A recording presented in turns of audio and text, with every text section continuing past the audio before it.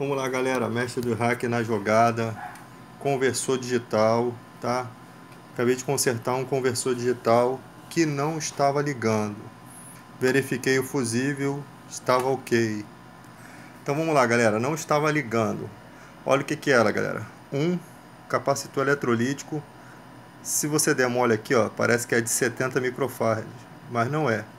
É 470 microfarads, tá? Aqui, ó.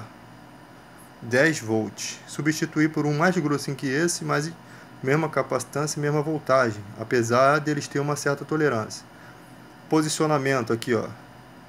Parece que também você pode substituir pelo de polímero, mas tem que respeitar aqui, ó, a marcação. No de polímero, que é aquele prateado, a marcação é aqui em cima.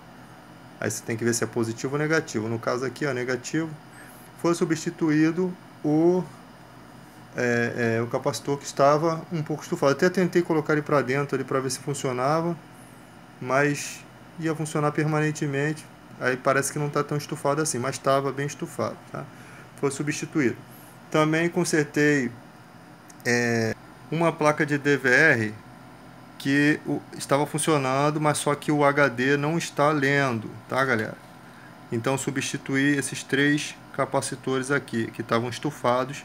Esse aqui ainda não testei, tá, galera? Mas eu tenho quase certeza que vai funcionar, porque eu já peguei TVs que muitas vezes não ligava, né? Ou que estava com alguma espécie de problema e era só substituir o capacitor eletrolítico. A bateria também foi medida, estava fraca, foi substituída, né, de 3 volts. E galera, fica a dica aí para vocês, sempre observar os capacitores. Eles não podem estar estufados, eles têm que estar assim, ó, retinho, tá, galera?